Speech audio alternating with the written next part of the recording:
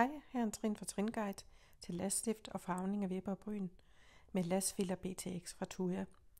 Afrens vipperne rigtig godt, så der ikke er nogen mascara-rester tilbage. Klargør silikonepatten ved at hive lidt i den, det gør den mere fleksibel. Så påfører du limen på den flade side. Den skal så fastsættes på vippen eller på øjenlåget, så tæt ned på vippekanten som du overhovedet kan. Derefter skal du putte lim på. Gør det gerne i nogle sektioner og brug den flade side og rosenpinden til at sætte dem fast på silikonepatten. Brug også gerne den spidse side til at justere. Det er en proces, som er lidt svær i starten, men med lidt øvelse, så sidder det i hænderne.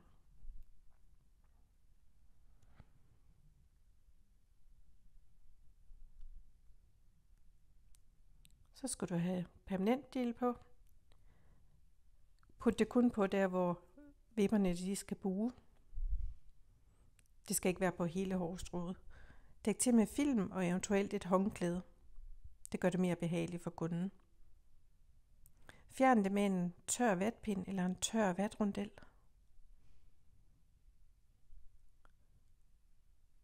Så skal neutralizer på, og det er på samme måde som permanentgelen. Det kun lige skal sidde der, hvor vippen den buer.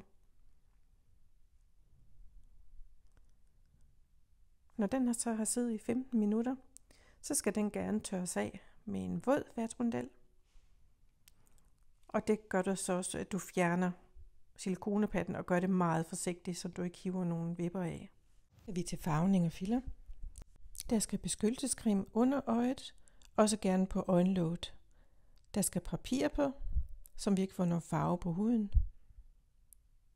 Derefter blander du Special Solution Dye med farven i den rette mængde. Og påfør det på vipperne. Sørg for at få hele vippen dækket, helt ned til kanten.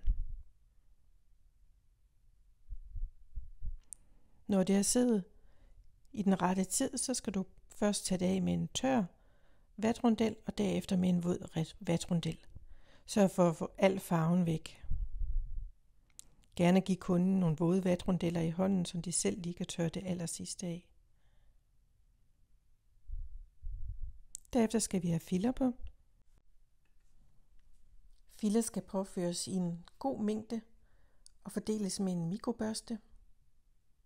Vi skal sørge for, at det kommer på alle vipperne, da det stimulerer væksten, og så giver det også meget mere volumen til vipperne. Fordel det med en mascarabørste. Udover at det stimulerer væksten, så reducerer det også hårtab og forebygger eventuelle hårtab. Alt i alt så går det simpelthen ind og genopbygger de naturlige vipper.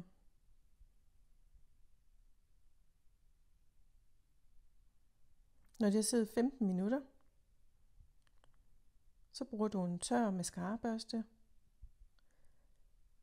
til at tørre de resterende produkter af, som ikke er trængt ind i vipperne.